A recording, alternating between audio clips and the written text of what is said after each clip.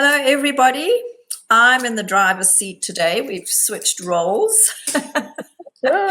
And welcome to the latest episode of our podcast. And the time just seems to go so quickly. It feels like so long ago we did the last episode, but in fact, it's only 2 weeks. Yeah. So, my friend, Jodene, how are you? There's that Friends episode where Ross goes, "I'm fine." And we all know what fine means. I am consciously making sure that I am good, and so I'm consciously making sure that I'm good.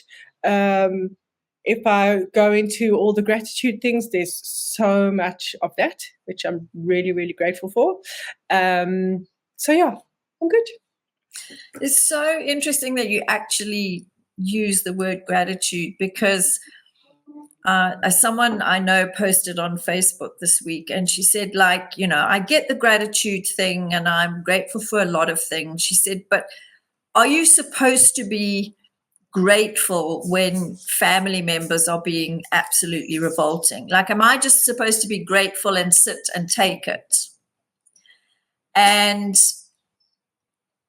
and I said, well, no, because just because you're grateful, it doesn't mean you allow yourself to be walked all over or abused. And I think at the moment, there's a lot of this toxic positivity around. And I think sometimes it bypasses what's really going on. And the other thing that happened is, as you know, we've just done the Conscious Living Fair and Expo.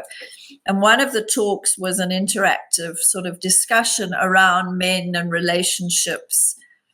And and I came in at the end of it, and at the section where it's question and answers, one of the audience said, "Oh, well, you just have to change your vibration and then everything's fine." And I was, and I didn't want to say anything because it was at the end of the time and it would have really opened a big discussion. But, if it was that simple, we would be living in a very happy world. Absolutely. And I think how do you get unstuck from this? I need to be grateful. I need to be the bigger person. I need to put myself in their shoes. Yes, you do. But surely there must be a line where you go, okay, this is now going a little bit too far. So there's truth in the vibration. And I just want to take a step back and say that I had to get hold of you before the podcast, Di, to absolutely vent and say I need to get some stuff out because otherwise this is just going to be an absolutely messy podcast. And that's part of the vibration. And there's total misunderstanding when it comes to vibration. Because there has to be truth in your vibration. And the first vibration that there should be is the truthful vibration, which was me getting hold of you and literally saying, I am angry, I am frustrated, I am irritated, right? That is the true vibration. And then to do something to bring ourselves into absolute acknowledgement and recognition of that. And then to say, in those beautiful steps of faith that we have, that we swear by, focus, acceptance, intention, trust, and happiness, we got to choose which one it is. Most of the time it's acceptance. It is what it is. What do I have the power to do now? Right? And as soon as you say that, that's when the vibration starts to change. Because now you're taking your power back and you're stepping into powerful vibration. And you can act and you can function from there. And, when Greg and I really started to create the foundation of Lifeology, which is the foundation to do something different, our big thing was always, what is Lifeology? What is Lifeology? And we actually paid someone money for marketing. And we had decided that we wanted to use, because our slogan is courage, consciousness, and a sense of humor. And this guy was like, no one's going to take you seriously with a slogan that says courage, consciousness, and a sense of humor. But here we are, 15 years down the line. Yeah. Because it takes so much courage to actually say how you truly feel.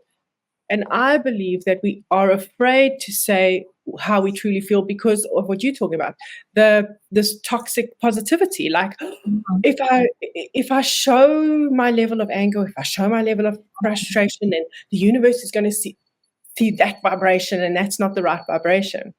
Actually, it's the right first vibration because it's truth. And truth brings about consciousness. And then you can do something different. I think that's a good point, because there is a misconception that if you are spiritual, then you shouldn't get angry. And I remember once being at at lunch with friends here years ago at a local restaurant, and my husband and I were served a dish that was really gross, and I complained quite, and I just said, I'm not paying for this. This is horrible. Send it back. And my friend's husband, when they were driving home, said to her, I didn't know Di got angry because she's supposed to be so spiritual. And I think that's where the problem comes in. Like, I'm trying to be spiritual, I'm trying to be 5D, I'm trying to ascend, or whatever it is that you're busy with. And we ignore those emotions. And it does. And it is, you do have to be brave to go, I'm not happy.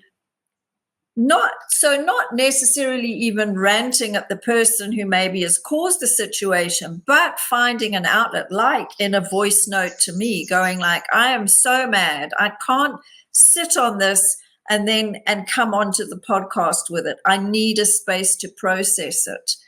Absolutely. But I think the kind of trend is, no, love and light, which is a phrase I particularly hate. Love and light, I'm not going to pay attention to that. But that hasn't gone anywhere. It's you've internalized it, and then you wonder why 2 hours from now you have a raging headache, or you're digging into the sweet packet, or the tub of ice cream. Smoking, drinking, whatever it is that we actually know is not good for us. And for me, and the reason why I sent the voice note to you is because I put content out a couple of days ago saying I'm struggling to get myself back on track, the healthy eating, the exercise, all that kind of stuff. And I know that I emotionally eat, right? And what we do is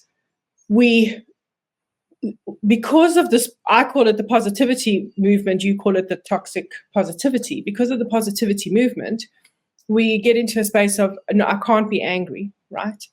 So instead of being angry or frustrated or sad or scared or whatever the truth of the emotion is, then I literally give my power back into that ego that loves that space, because the ego loves the path of least resistance. So the ego is going to say, there's tomorrow, start again tomorrow. And that's what happens. And we have to pick a day where we don't start again tomorrow. But it only comes if we do the bravest thing. And the bravest thing is to say how we honestly, truly feel. And it is scary. It's scary to do it. We've been told not to do it. We've been told to just paint it over and make it go away and just think immediately into the positive. And it's not working.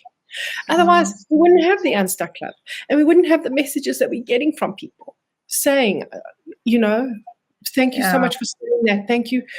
We've been getting a lot of messages saying, thank you for being so human. Like, thank you for you guys standing up, because there are people who look up to us. I've got clients, you've got clients. We've got this whole array of people who look up to us. And I am going to be honest and say that I did have someone once. I put content out. Interestingly, it was in a Mercury retrograde years ago. And I was kind of like, oh, this is such a terrible Mercury retrograde. And And she sent me a message, a Facebook private message, like off the Facebook post, saying, this isn't the impression that you should be giving if you're trying to be the the coach. Yeah.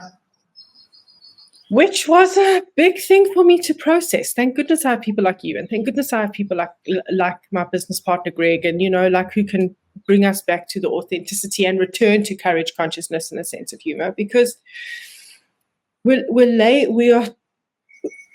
just this label of you've got to always be fine, go straight into gratitude. And I'm going to tell you a story that happened a couple of days ago. I had breakfast with a friend and her hubby. He's just getting to know me. It's a pretty new friendship, and so now he understands what I do, like career-wise and self-awareness coach. And he said to me he was at his high school reunion. We're similar ages, so like 35 years ago. They finished school like somewhere 35 years ago. But anyway, that's another thing.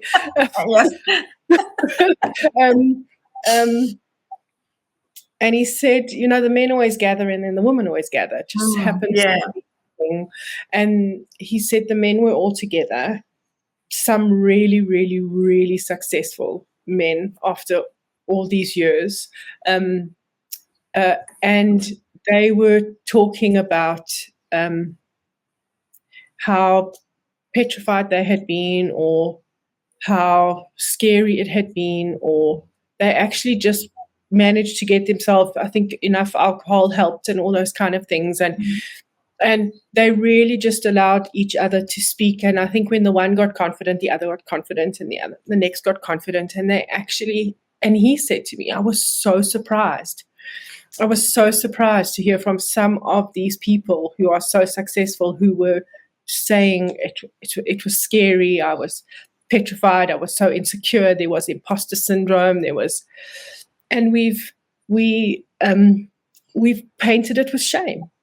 We've painted humanness with shame, because it is the human condition to go through from worthiness to low esteem and worthiness to low esteem. If we didn't have the low esteem, we wouldn't know we were worthy. If we didn't fall down, we wouldn't know we could get up. And we have literally painted the human condition of self-love and personal growth with a whole lot of stigma and shame through, and I am going to say this, through the self-help industry. Yeah, you put that so beautifully, because you can never be on the top all the time. You can never be up all the time. Like, life is this constant, like, I'm going to do this course, I'm going to learn this, I'm going to study that, I want to start this. Like, nobody, even the top, like, just looking at podcasts, even the top podcasters started with zero equipment. Nobody started with beautiful studios and millions of listeners. Yeah. But we seem to think, like, we go from there to the, the highest level, and you can't stay there. You're going to have that, oh my God, that imposter syndrome, that lack of confidence. And you're right, it has become like a shameful thing, and shame is the lowest human emotion on the spectrum. Shame is the lowest human emotion. Beyond shame is depression and suicide. Absolutely. But that's what we came here to experience, is the highs and the lows. Yesterday, I told you I got the letter from the opposing attorney with this stupid offer. And I sat here and I got so angry, and I said, I'm done waiting for people to save me. I'm waiting for these things to be finalized, because I think they're going to save me and all this financial stuff. And I'm done with waiting for other people to save me. I have this inherent, limiting, paralyzing belief that I can't financially sustain myself from a series of events through my lifetime, going back to my parents' money belief, which is why I'm so happy you and I are doing this Money and Me course that's coming up. But I felt this absolute flash of anger, and I was like, I'm done. I don't know what that's going to bring, but I've been in this stuck space, and all of a sudden there was just something shifted. And I just said, okay, universe, I certainly could do with more money coming my way. Just show me how that's going to happen. Absolutely. And I could feel that inner Something shift. But you hit the nail on the head. We treat the imposter syndrome, the paralyzing fear, the I can't do this, I'm not good enough. We treat it with shame. And that is actually the saddest thing, because it's such an integral part of who we are, and it helps us to grow. When we overcome that, when you stand up on that stage, when you start that business idea, when you sign up your first client and you see their shifts, it's the peaks and the troughs, and we're always going to have that. That's never going to change. There's like three things from that. So I'm gonna start with the one, because the first thing is, I remember the three things, but the first thing is the only thing that is flatline. Like, flatline actually means dead. Let's just say it as it is. The heartbeat goes up and down, the seasons change, there's always ebb and flow. It is a part of the frequency of life. This ebb and flow and up and down is part of the frequency of life. That was the first thing.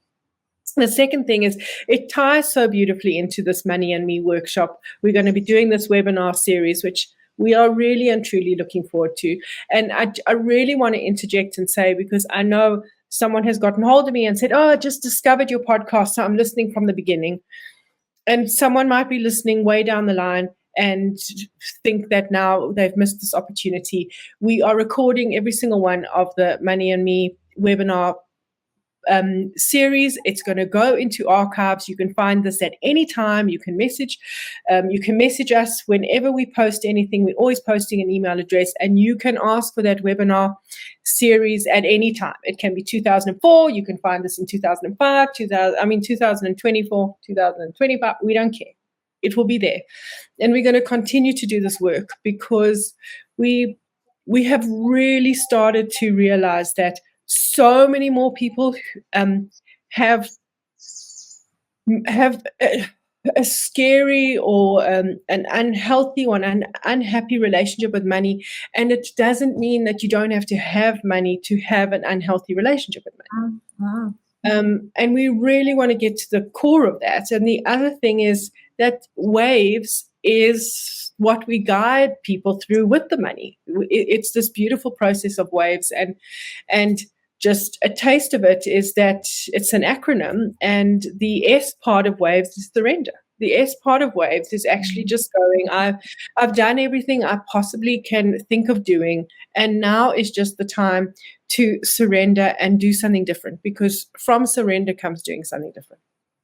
Yeah. And I believe that links into shame, because what happened today is actually, when we keep stuff to ourselves and try and deal with it ourselves because of the fear of vulnerability, then however we deal with it ourselves, we're actually perpetuating our own shame, even if no one knows. So I sneak eat, I secret eat, right? And then it's always been, well, no one's going to know, so it's fine, but it actually perpetuates the shame. And I had such a big realization sitting in the car today, messaging you, and then I've got another friend of mine who we just tell each other absolutely everything, that actually self-love is not enough. It's actually the respect and the trust that you build with one other person in the world. Because if it was just me, I would have gone upstairs and eaten the unhealthy thing. Mm-hmm. But the thing that I thought was, I made a promise to this other friend of mine I made a promise. And Di, it's all because of you. You told me find an accountability buddy. You said to me find an accountability buddy. So thank you so very much, because that accountability buddy, it started off with writing and all different things like that. And now it's really built into that I messaged her, voice noted her today. And I was like, I am not going to go upstairs and eat the unhealthy thing, because I promised you that I was going to be as conscious as I could about my healthy eating choices. And I actually sat there afterwards and I was like, self-love sometimes isn't enough. No, it's not. Yeah. That's such a big thing. Yeah. And that's another thing that's shoved in our throats. Just love yourself, like just love yourself. I'm like, really? Do you know how hard it is to love yourself? I honestly think it's one of the hardest things to look in a mirror or stand here and go, I absolutely love myself. I think there's a lot of people, they might be able to say the words, and I've seen this Louise Hay, I think, was the first one, like, look in the mirror and tell yourself, I love you. And so many people cannot do it.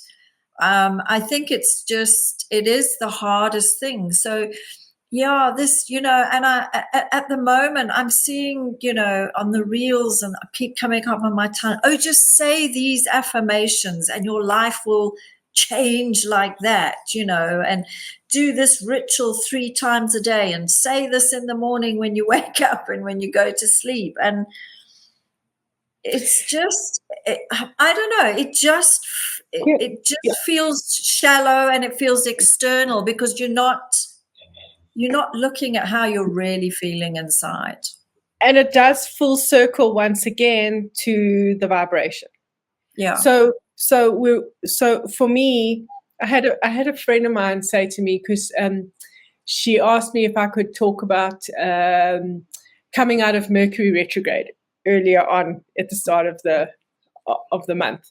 And she said to me, please don't tell me what everyone else is telling me. Like, don't tell me, that Mercury's coming out of retrograde. And she says, like, I can look out the weather and see the weather report. I can look out the window and see the weather. Tell me what to do. Tell me what to do. So for me, this is our point for whoever's listening, to tell you what to do. Stand in front of the mirror and tell yourself the truth about how you really feel about yourself. Yeah. Say it. Tell yourself the truth about how you really feel about yourself, and feel the real emotion. Even if it's ugly, feel the real emotion. And then turn around and say, just for the rest of the day, I'm going to show myself the tiniest bit of kindness, the tiniest little bit of kindness. Whatever the vice is, whatever the vice is, whatever the addiction is, whatever you do. And this is why AA works and Overeaters Anonymous works and all those different things work, because then it's to find someone to trust. To trust that vulnerability is one of the greatest gifts you can give yourself. And to find someone and just to say to someone, this is where I'm at, and all I want to do is be able to voice note you every morning, because you gave this advice to me, Di, and it's worked.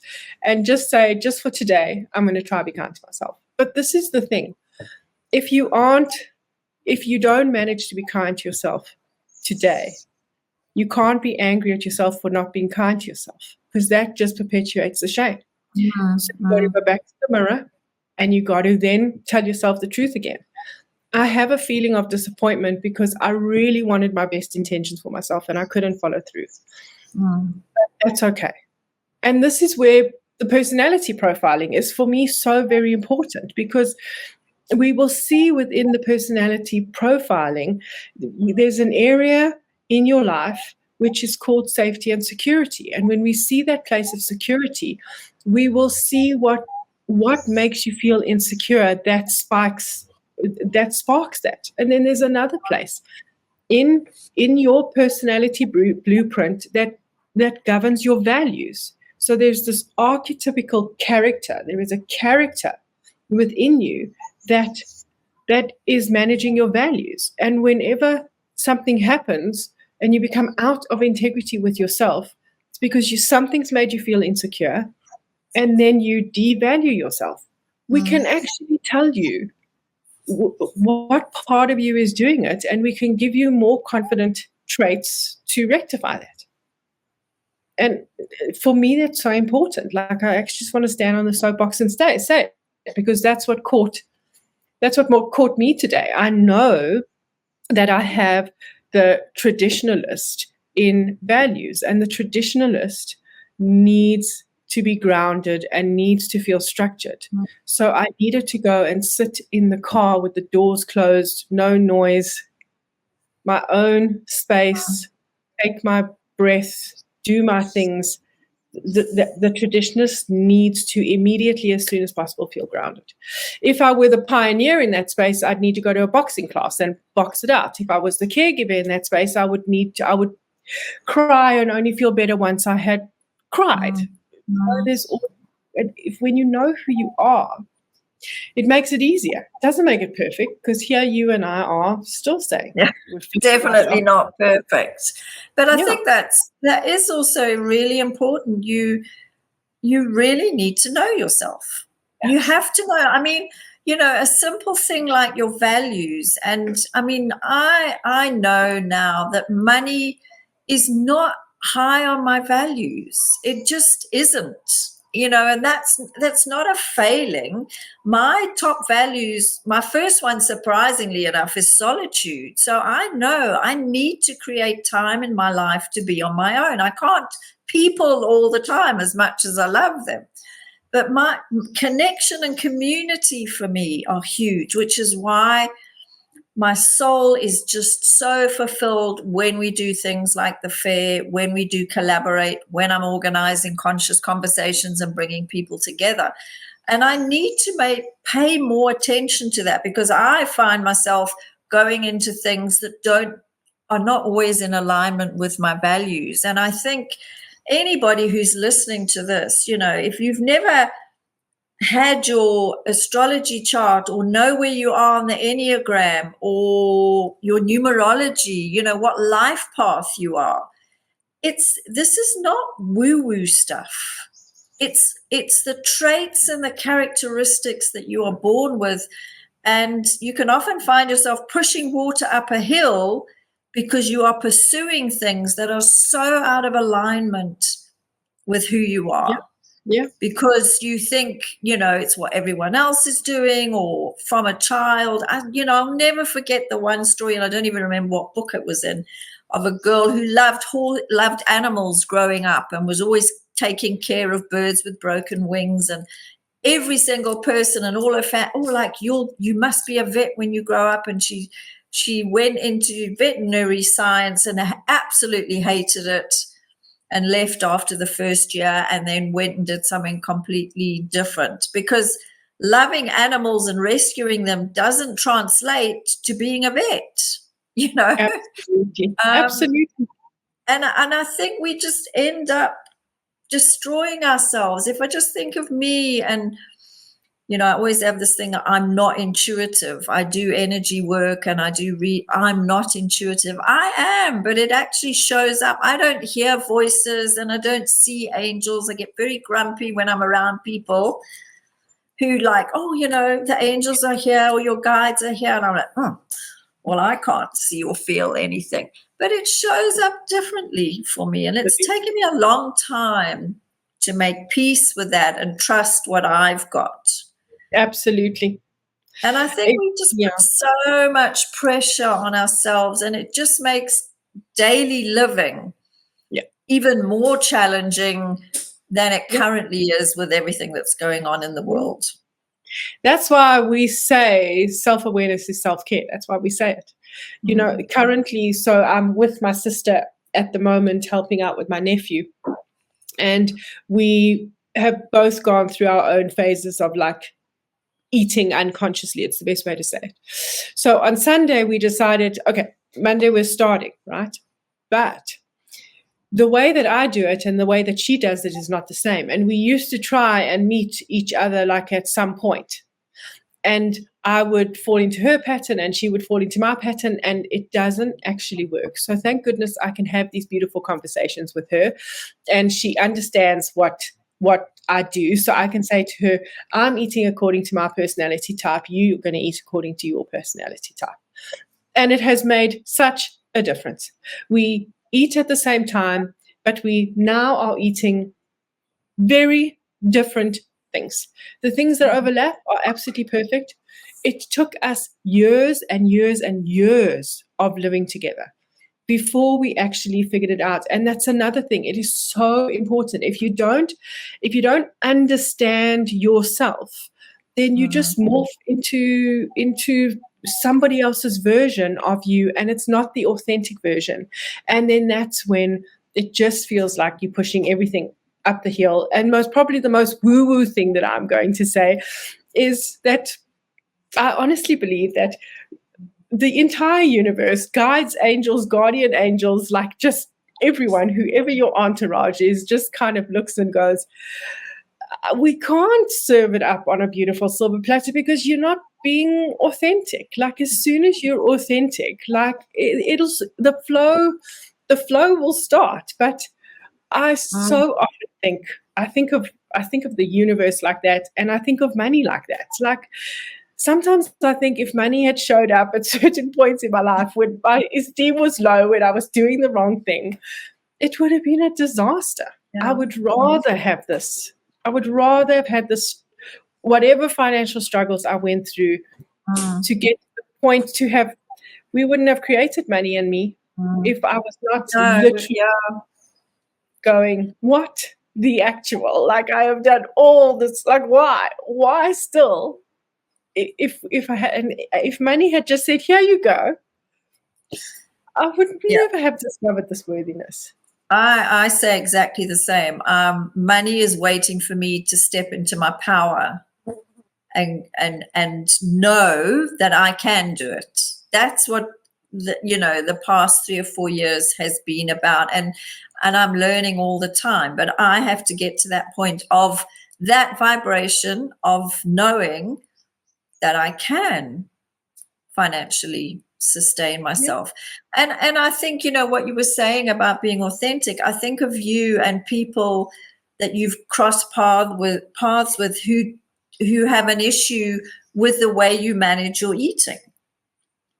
And you've gone through this, but they're criticizing me because they say that I'm obsessive and I'm this and I'm that. It works for you. If it works for you, it is no one else's business. And because so whatever it is that, you do something, if it's not hurting anyone else, it's not affecting anyone else, it doesn't matter if it doesn't work for them. It works for you. And it worked for me because I know in my personality profile which archetype governs my daily behaviors, and daily behaviors is eating. And I have the analyst that governs daily behaviors and eating. And the analyst needs structure and order, and it actually needs to have the rigidity of things. So if I don't completely cut out sugar, that leeway completely trips me up. If I don't cut out wheat for long enough to get myself back into a rhythm of the 80-20 rule, I just keep on falling back. But my system isn't going to work for everybody else. And I would love for us to talk about just one day, just about eating, because what everybody does is they look for a formula, and people are using the formula that is most authentically themselves if they are succeeding to keep the weight off, right? And then you try this formula, but it's not authentically you. And this formula, it's not authentically you. You can literally find the archetype that explains to you how to navigate your food on a daily basis. Okay, I definitely need to look that up. Let's do it. We'll do it.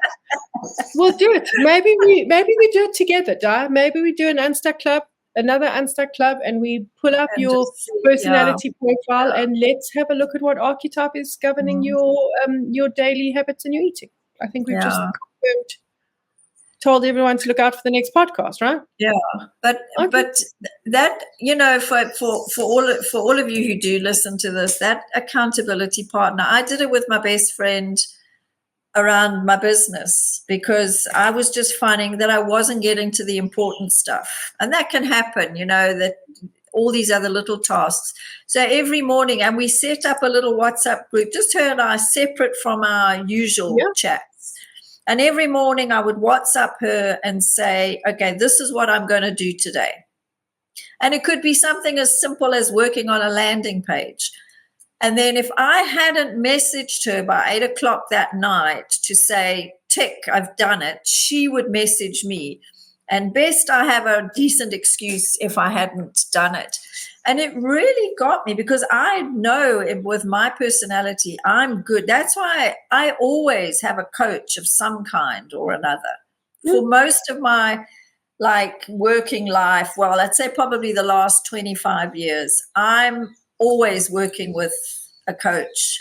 I'm good when I've got someone behind me going, this is what you said you were going to do. Have you done it? And then I can go, ooh, coach, look, little gold star for me. That's who I am. We'll also, out of curiosity, we'll also find that in your personality profile, because that's wherever your student is. So your student, that's where your student is. So I think it will be nice next time to report back. Let's see where your student is. Let's look at it, because you're absolutely right. Because I know there's other people who are going to be listening and going, I don't want to do that, and I could never do that. It could be the worst thing ever.